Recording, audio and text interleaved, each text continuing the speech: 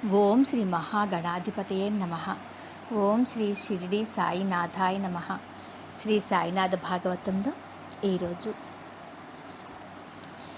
బాబా లీలలను సరిగా అర్థం చేసుకోలేని వారు మాత్రమే బాబాను ఒక్కరిని నమ్ముకుని మిగతా తమ సాంప్రదాయానుసారమైన ఇష్టదేవతారాధన, కులాచారాలు, వంశాచారాలు అవసరం లేదనుకుని మానేస్తారు. ఇదొక రకమైన పలాయనవాదం, బద్ధకం. ఇదే పెద్ద తప్పు. దీనిని బాబా ససేమిరా అంగీకరించరు. బొంబాయిలో ప్రసిద్ధ వ్యాపారవేత్త, రాజకీయవేత్త అయిన సాతే అనే అతడు వ్యాపారంలో చాలా దెబ్బతిన్నాడు. వ్యాపారము నష్టాలలో పడింది. అతడు నిరాశ, నిస్పృహలకు లోనై తనకు తెలిసిన వారెవరూ కనిపించని దూర ప్రదేశంలో కాలం గడపదలుచుకున్నాడు. అతడికి అందాక దైవం, సద్గురువులు కనిపించలేదు రాజకీయ వ్యాపార విజయ పరంపరలలో. ఇప్పుడున్న కష్టాలు, అవమానాలు చుట్టుముట్టాయి. ఒక్కసారిగా దేవుడు, సద్గురువులు గుర్తుకొచ్చారు. కబీర్ ఒక దోహాలో చెబుతాడు, దుఃఖమే సుమిరన్ సబ్ కరై, సుఖమే కరై న కోయ్, జో సుఖమే సుమిరన్ కరై తో దుఃఖ కాహే కోయ్. సుఖాలలో దైవాన్ని ఎవరూ గొప్పగా తలచరు. కష్టాలు వచ్చినప్పుడే దైవంపై భక్తి ప్రారంభమవుతుంది. సుఖాలలో దైవభక్తి పెంపొందినట్లయితే ఎవరికైనా దుఃఖాలు, కష్టాలు ఎందుకు వస్తాయి? ఎవరికైనా అసలు కష్టాలనేవి ప్రపంచంలోనే ఉండవు కదా. అందుచేత కష్టాలు దైవ సాక్షాత్కారానికి సోపానాలు. అవే మనిషిని ఒరుపు వేసే ఒరిపిడి రాళ్ళు. ఆ కష్టాలే రాబోయే ఆధ్యాత్మిక సుఖ సంపత్తికి సోపానాలు. సాతే తను తలదాచుకునే ప్రదేశం కోసం, శాంతి కోసం, స్వాంతన కోసం దిక్కు తెలియక అన్వేషిస్తున్న సమయంలో ఆయన మిత్రులు కొందరు షిరిడీ సాయినాథుని గురించి గొప్పగా, భక్తిగా చెప్పారు. 1917లో సాతే షిరిడీ వచ్చాడు. తన కష్టాలు, అవమానాలు మాన్పించే దివ్య ఔషధం సాయినాథుని సాన్నిధ్యం అనే దృఢ నిశ్చయంతో వచ్చాడు. ద్వారకామాయిలో సాయినాథుని దర్శించి సాష్టాంగ నమస్కారం చేసిన మరుక్షణంలో అతడికి కొండంత భారం తీరి ఆకాశమంత ప్రశాంతత హృదయంలో చోటు చేసుకున్నది. కబీర్ దోహా ఒకటి మధురంగా చెప్పారు బాబా. వస్తు కహి డూమ్డూ కహి కేహి విధి ఆవై హాత్, కహ కబీర్ తబు పాయియే ఖేదీ లీజే సాత్. దీనికి అర్థం, వస్తువు పారవేసుకున్న చోట వెతకాలి, మరెక్కడో వెతికితే ఎలా అది చేతికి దొరుకుతుంది? ఆధ్యాత్మిక సాధనలో సద్గురు రూపుడైన మార్గదర్శకుని వెంటబెట్టుకుని బయలుదేరావంటే నీవు పారవేసుకున్న లేదా నీవు కోరిన వస్తువు సులభంగా దొరుకుతుంది అంటూనే సాయినాథుడు సాతే శిరస్సుపై చేయి ఉంచి ఆశీర్వదించారు. వాడాలో ఉంటూ గురుచరిత్ర సప్తాహం పారాయణం చెయ్యి అన్నారు. సాతేకు అదే గురూపదేశంగా, మంత్రోపదేశంగా, దివ్యవాణిగా వినిపించింది. వాడాకు వెళ్ళి దీక్షతో గురుచరిత్ర వారం రోజులలో భక్తి శ్రద్ధలతో పారాయణం చేశాడు. సాయినాథుడు అతనికి స్వప్న సాక్షాత్కారం ఇచ్చి అందరి విషయాలను సాతేకు వివరిస్తున్నట్లుగా స్వప్నంలో కనిపించింది. ఈ విషయం సాతే దీక్షితుకు మర్నాడు తెల్లవారుగానే చెప్పి మరలా తాను పారాయణ చేయవలన అవసరం లేదా అని సాయిబాబాను తానే స్వయంగా అడిగే ధైర్యం లేదని దీక్షితును సాయిబాబాను అడిగి వివరం తెలుసుకొని రమ్మని కోరాడు. సరిగ్గా హేమాడ్ పంతు సాయినాథుని పాదాలు ఒత్తుతుండగా దీక్షిత్ వచ్చి సాయినాథునికి నమస్కరించి బాబాతో, దేవా, సాతే సాధారణ భక్తుడు. అతడికి మీ స్వప్న సాక్షాత్కార లీలలు ఎలా అర్థమవుతాయి? అతడు సప్తాహ పారాయణ చేయగానే తమరే స్వప్న సాక్షాత్కారం ఇచ్చి తమరే గురుచరిత్ర చదువుతూ అర్థాలు అతడికి వివరిస్తున్నట్టు దృశ్యం చూపారట. అతడు తమని నేరుగా అడిగే ధైర్యం లేక నన్ను అడగమని చెప్పి పంపాడు. అతడు మరొక్కసారి పారాయణం చేయవలన అవసరం లేదా అని అడిగాడు. సాయిబాబా చిరునవ్వు నవ్వి, సాతేకు నా మాటగా చెప్పు దీక్షిత్. అతడు ఇంతే శ్రద్ధాభక్తులతో మరొక సప్తాహం గురుచరిత్ర పారాయణం చేస్తే చాలు, అతడి అభీష్టం సిద్ధిస్తుంది అన్నారు. ఆ విషయం సాతేకు చెప్పి వస్తానని వెళ్ళిపోయాడు దీక్షిత్. ఈ సంభాషణ వింటున్న హేమాడ్ పంత్ మనసులో ఇలా అనుకున్నాడు, నేను 40 సంవత్సరాలుగా గురుచరిత్ర పారాయణం చేస్తున్నాను. కానీ సాతేకు వారం రోజుల పారాయణంతో సాయినాథుడు సాక్షాత్కారం ఇచ్చి సూచించారు. మరొక సప్తాహ పారాయణతో అతడు కృతకృత్యుడవుతాడని ఆశీర్వదించారు. నేను సంస్కృత, మరాఠీ భాషలలో మహాపండితుడిని. సాయి సచ్చరిత్ర వ్రాయడానికి అనుమతి పొందిన వాడిని. నా పారాయణం ఇంకా ఇంకా కొనసాగవలసిందేనా? సర్వాంతర్యామి అయిన సాయినాథునికి హేమడ్ పంత్ హృదయంలో రేగిన కల్లోలము, శంక తెలిసిపోయింది. మృదు మధుర స్వరంతో, హేమడ్ పంత్, నీవు సంస్కృత, మరాఠీ భాషలలో సర్వశాస్త్రాలు ఔపాసన పట్టినవాడివి. కానీ ఇంకా నియమపాలన, శ్రద్ధ, భక్తుల విషయంలో నీవు వెనకబడే ఉన్నావు. తర్కంలో నీకు నీవే సాటి, కానీ భక్తి విషయంలో కాదు సుమా. భక్తి తర్కాతీతమైనది, శంకాతీతమైనది, కాలాతీతమైనది. నియమం నీతికి చెల్లెలు. నియమాలతో భక్తి మార్గంలో ప్రయాణించే భక్తుడే దైవాన్ని సులభంగా, త్వరగా చేరుకోగలుగుతాడు. మృత్యువు తనకు తప్పదని తెలుసుకున్న పరీక్షిత్ మహారాజు తనకు ఆయాచితంగా లభించిన పరమగురువైన సుఖమహర్షి చేత భాగవత కథాశ్రవణాన్ని వారం రోజులలో అత్యంత శ్రద్ధాభక్తులతో చేసి, తక్షకుడు క్రిమి రూపంలో తనని చంపడానికి వచ్చిన క్షణంలో కలత చెందకుండా విష్ణువు యందు మనసు చేర్చి మృత్యువును సంతోషంగా స్వీకరించి ముక్తుడయ్యాడు. చిత్రాంగదుడనే గంధర్వరాజు నారద మహర్షి వలన గురుబోధ పొంది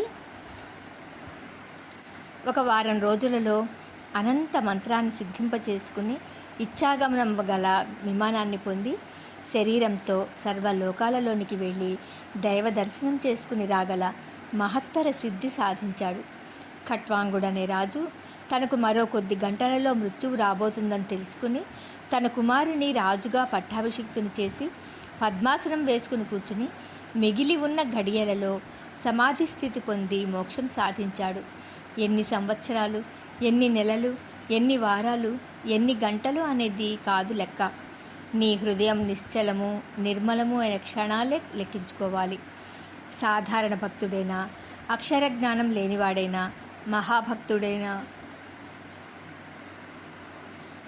మహాపండితుడైనా అతడి హృదయంలో తాను చేస్తున్న మంత్రం లేదా నామజపం లేదా స్మరణ లేదా పారాయణ లేదా ధ్యానంలోని భక్తి, శ్రద్ధ, దీక్ష, అంకుఠిత విశ్వాసాల సాంద్రతను బట్టి భగవత్ సాక్షాత్కారం లభ్యమయ్యే సమయం ఆధారపడి ఉంటుంది. కొందరికి జీవితమంతా కఠిన సాధన చేసినా సాక్షాత్కారం లభించదు. వారిలో తగిన శ్రద్ధ, భక్తి లేవు. వారి కర్మ సంచితం వారి భక్తి శ్రద్ధల కంటే బరువైనది. ఆ కర్మ సంచితపు కొండలు కరగాలి. ఈషణత్రయాలు, వాసనాత్రయాలు వదలాలి. ఈషణత్రయం అంటే దారేషణ, పుత్రేషణ, అర్థేషణ. త్రివిధములైన అంటే అది ఆది భౌతిక, ఆది దైవిక, ఆధ్యాత్మిక తాపత్రయాలు అధిగమించాలి. అప్పుడే జీవుడు దేవుడు అవుతాడు. సర్లే, ఈ కబుర్లకేమి? శ్యామ ఇంటికి వెళ్ళి నేను 15 రూపాయలు అడిగానని చెప్పు. అతడితో కాసేపు మాట్లాడి ఆ దక్షిణ పట్టుకునిరా అన్నారు సాయిబాబా. హేమాద్రి పంత్ శ్యామ ఇంటికి వెళ్ళేసరికి శ్యామ నిత్య దేవతార్చన కార్యక్రమానికి కూర్చోబోతూ మడిపంచ కట్టుకున్నాడు. ఈ సమయంలో హేమాద్రి పంత్ తన వద్దకు రావటమేమిటా అని ఆశ్చర్యపోతూనే సాదరంగా ఆహ్వానించాడు. ముందుగా బాబా అడిగిన 15 రూపాయల దక్షిణ విషయం చెప్పాడు హేమాద్రి పంత్ శ్యామతో. శ్యామ నవ్వి, బాబా చమత్కారాలు ఇలాగే ఉంటాయి. ఒక ముఖ్య విషయమేదో పాఠంలా, గురుబోధలా బోధించదలిచినప్పుడు ఆయన ఇలా మరో నెపము, మరో పని మీద ఏదో చెబుతారు. ఆ నెపంలో ఏ అర్థం దాగి ఉందో మనకు తర్వాత కానీ బోధపడదు. అది ఆయన పద్ధతి. నా వద్ద బాబాకు తెలియని సంపద ఏమున్నది? 15 రూపాయల దక్షిణ నా వద్ద లేదు. 15 నమస్కారములు నావి స్వీకరించమని చెప్పండి బాబాకు. నేను నా నిత్య పూజా కార్యక్రమం ఏర్పాటు చేసుకుని వస్తాను. ఇద్దరం కలిసి మసీదుకు వెళ్ళి బాబా శ్రీచరణాలకి మొక్కుకుందాం. ఈలోగా తాంబూలం వేసుకోండి అంటూ తాంబూలపు పళ్ళెం హేమాద్రి పంత్ వద్ద పెట్టి శ్యామ ఇంట్లోకి వెళ్ళిపోయాడు. అతిథి రాని, మరొకరు రాని, కష్టం రాని, సుఖం రాని, శ్యామ తన సాంప్రదాయానుసారం తన వంశ పారంపర్యంగా వస్తున్న దేవతార్చన కార్యక్రమాన్ని ఎన్నడూ ఏమరవడు. అంతటి కర్మిష్ఠి అతడు. హేమాద్రి పంత్ చాప మీద కూర్చొని తాంబూలం వేసుకుంటూ అనుకోకుండా అక్కడ గూట్లో పెట్టి ఉన్న పుస్తకం వైపు చూశాడు. శ్యామకు బాబాయే ఎన్నో ఆధ్యాత్మిక గ్రంథాలు ఇచ్చాయట. ఆ పుస్తకం చేతిలోని తీసుకున్నాడు. ఆశ్చర్యం! ఏకనాథ భాగవతం.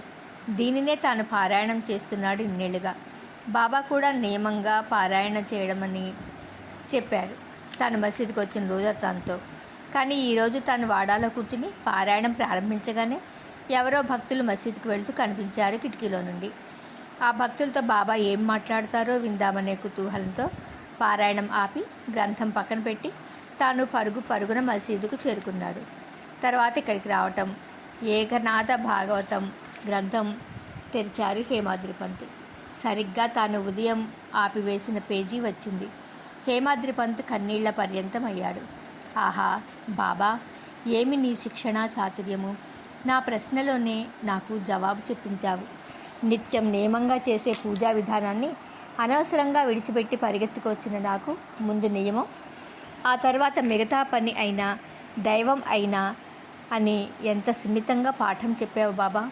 నీకు శతకోటి నమస్కారములు అనుకున్నాడు భక్తిగా. ఏకనాథ భాగవత పారాయణం ఆ రోజు చేయవలసిన భాగం పూర్తి చేశాడు. ఇంతలో శ్యామ పూజ ముగించుకుని వచ్చాడు. ఇద్దరూ మసీదుకు బయలుదేరారు.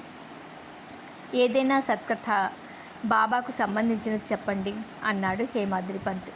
నేను మీలా శాస్త్ర పాండిత్యం ఉన్నవాడిని కాను. ఇంట్లో ఇష్టదేవతారాధన, మసీదులో సద్గురు సాయినాథుని సేవ, ఇవి రెండు మాత్రమే తెలిసినవాణ్ణి. బాబా కథలా ఎన్నని చెప్పను అంటూ గోఖలేబాయి ఉపవాస దీక్ష గురించిన కథ చెప్పాడు శ్యామ. ఆసరికి ఇద్దరు మసీదు చేరారు. ఆరతికి భక్తులంతా సిద్ధంగా ఉన్నారు. తమ తమ నైవేద్యాల పళ్ళాలు అన్ని బాబా వద్ద పెట్టి సిద్ధంగా ఉన్నారు. పూజా కార్యక్రమం ఆరంభమైంది. శ్యామ, హేమాద్రి పంత్ మసీదులోనికి వచ్చారు. బాబా మహా ఆతురతతో హేమాద్రి పంతును తన ఎదురుగా కూర్చోబెట్టుకుని, శ్యామ ఇంటికి వెళ్ళావు కదా, ఏం చేశావు, శ్యామ ఏం చెప్పాడు అని వంగి మరీ వినసాగారు. రాధాబాయి దేశ్ముఖ్ ఉపవాస కథ నీకు మనసుకు బాగా హత్తుకున్నదా అంటూ అడిగారు బాబా. అలాగే మరీ వంగుతూ పసిపిల్లవాడు తన నానమ్మ దగ్గరో అమ్మమ్మ దగ్గరో కథ వింటున్నంత కుతూహలంగా నవ్వుతూ ప్రశ్నిస్తూ వినసాగారు. మసీదులో ఉన్న మిగతా భక్తులందరికీ బాబా ఈ ప్రవర్తన వింతగాను, కాస్తంత వేగటుగాను, తన పూజ బాబా గుర్తించలేదన్న బాధగాను ఉన్నది. అయినా బాబా అదేమీ లెక్క చేయలేదు. అసలు ఆ సమయంలో మసీదులో ఉన్నది తాను, హేమాద్రి పంత్ మాత్రమేనన్నట్లు, మిగతా ప్రపంచంతో తనకు సంబంధం లేదన్నట్లు హేమాద్రి పంత్ మీదకు వంగి మరీ అడిగి చెప్పించుకుంటున్నారు. అంటే ఏమిటి? బాబా అనుగ్రహ కిరణాలు హేమాద్రి పంత్లోనికి వెల్లువలా వచ్చేశాయి. సాయి సచరిత్రలో రాధాబాయి దేశ్ముఖ్ ఉపవాస కథ ఒక దృశ్య కావ్యంలా హేమాద్రి పంత్ హృదయంలో అక్షర రూపం దిద్దుకోవడానికి అంకురార్పణ జరిగిందన్నమాట. ఆ ఒక్క పూటల్లో, ఒక గంట కాలంలో 2 ప్రయోజనాలను హేమాద్రి పంత్కు సిద్ధింపజేశారు బాబా. ఒకటి, పారాయణం ఎలా చేయాలి, గురువాజ్ఞ ఎలా పాటించాలి, నిత్య విధులను నియమబద్ధంగా ఎలా ఆచరించాలి, ఎందుకు ఆచరించాలి, నిత్య పూజా కార్యక్రమాలను కావాలని తృణీకార భావంతో తప్పించుకోకూడదు. ఏకనాథ భాగవతాన్ని శ్యామ ఇంటిలో పారాయణం చేయించి ఈ విషయాన్ని పరోక్ష బోధ చేశారు బాబా. ఓం నమః శివాయ. ఓం శ్రీ సాయినాథాయ నమః.